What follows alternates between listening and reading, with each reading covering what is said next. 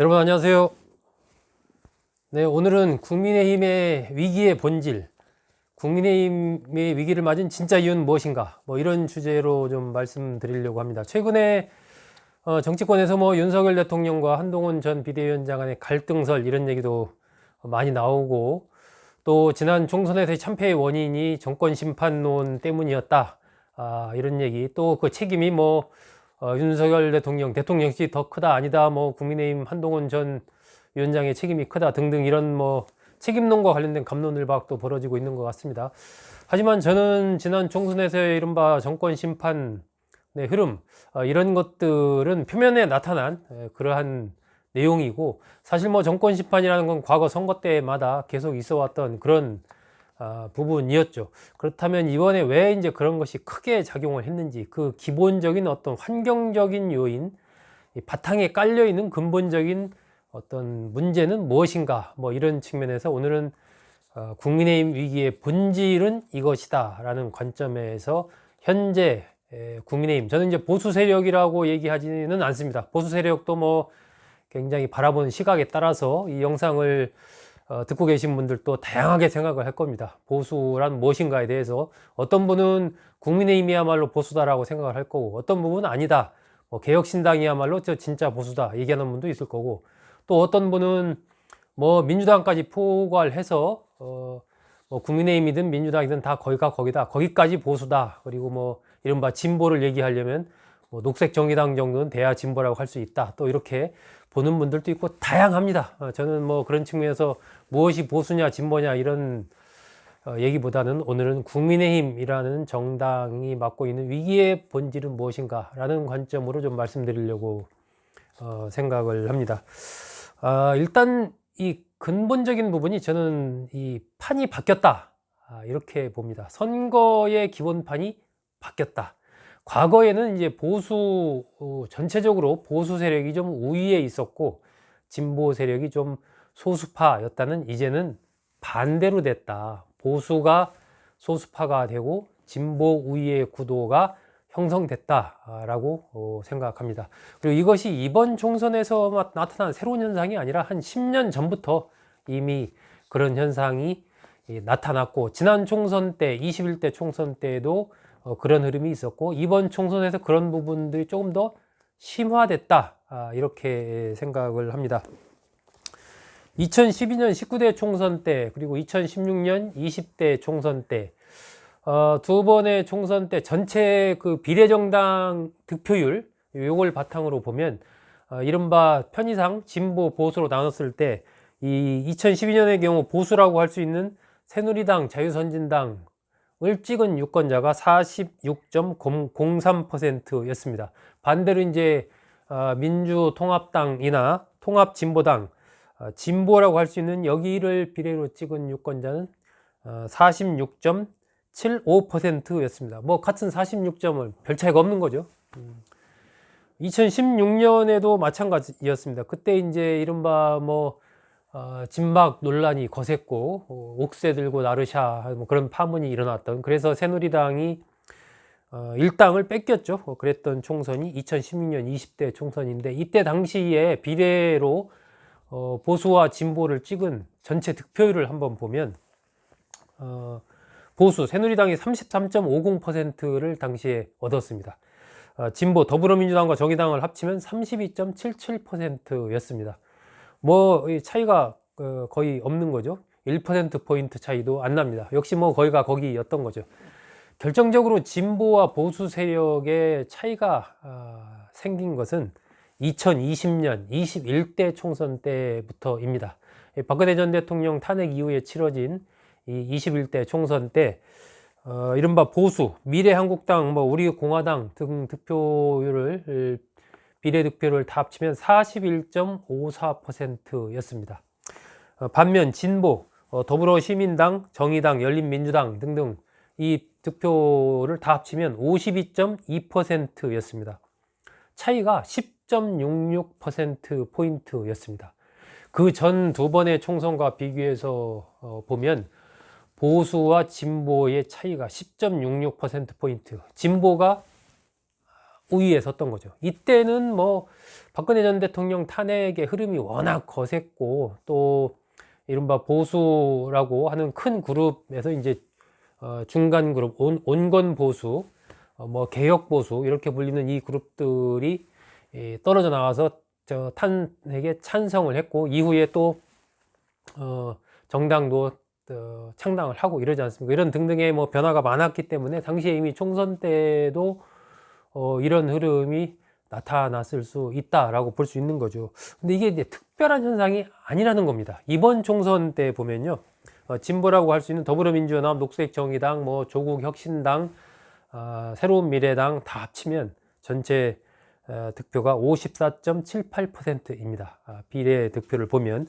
반면에 보수로 분류할 수 있는 국민의 미래, 뭐 개혁신당, 또 자유통일당까지 합치면 42.54%였어요. 차이가 12.24% 포인트 차이가 났습니다.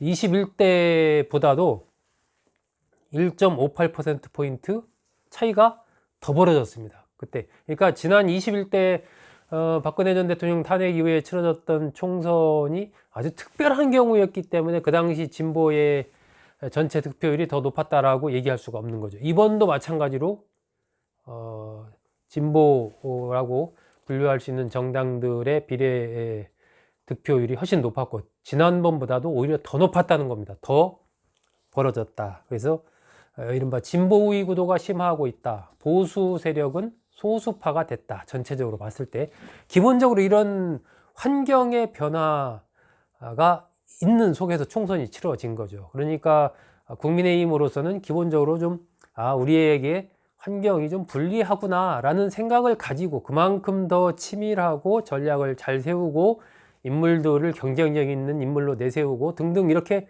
했어야 됐는데 여러분 보시기엔 어떤지 모르겠지만 전체적인 선거전 전략이라든지 또 인물 경쟁력이라든지 또 이제 전략적인 측면에서의 대통령실에서 불거졌던 몇 가지 그런 이종섭 논란 등등을 비롯한 파문 이런 것들은 오히려 불리한 환경 속에서 선거를 치렀는데 오히려 더 그 불리한 상황이 심화되는 그러한 상황이 된 거죠. 그래서 상당히 좀 이길 수 없는 그런 상황이 됐던 거죠. 이런 큰 판의 변화와 함께 두 번째 중요한 변화가 인구 구조의 변화입니다. 지금 이른바 우리 사회의 저출산 고령화 현상이 심화가 되고 있습니다. 제가 한 시골 지자체에 언뜻 얘기를 들어보니까요. 지난 4년 동안에 한 6,000명 이상 어르신들이 돌아가셨더라고요. 지난 4년 동안. 그동안에 새로운 인구가 외부에서 유입된 것은 한 1,000명 정도 이렇게 유입이 됐습니다. 그러니까 과거에 60대 이상은 이른바 국민의힘 지지세가 훨씬 강하다, 지지층이다라고 봤던 이런 부분들이 시간이 갈수록 급속도로 약화되고 있다라는 거죠. 인구 구조의 변화 속에서 더 이상 국민의힘으로서는 이른바 이 적극적인 지지층의 절대적인 이 수치, 그 퍼센티지 자체가 줄어들고 있다라는 겁니다. 이것도 굉장히 중요한 변화인 거죠. 이른바 뭐 60대 이상 이렇게 얘기를 하지만 벌써 이제 60대 중반만 돼도요. 과거에 이른바 386 세대 민주화 운동의 그 시기에 대학을 다니면서 민주화 흐름에 상당히 영향을 받았던 386 세대가 이미 60대 중반으로 가고 있습니다. 그래서 이제 뭐 60대 이상이라고 해서 국민의힘 지지자다 이렇게 볼 수 없는 거죠. 지금 60대 중반까지 갔기 때문에 다음번 총선에서는 거의 70대까지도 이제는 이제 70대 이상이면 모르겠지만 70대 60대죠. 60대 후반까지도 이제는 국민의힘으로서는 좀 상당히 표 자체가 굉장히 분산되는 그러한 상황을 맞을 것이다. 더 불리한 상황을 다음번 총선 때 맞을 것이다. 현재 이렇게 볼 수가 있습니다. 그리고 이제 이런 저출산 고령화의 영향으로 선거구 자체가 재조정이 되는데 줄어드는 데가 어디죠? 지방의 선거구가 줄어듭니다. 대신 늘어나는 데는 도시죠.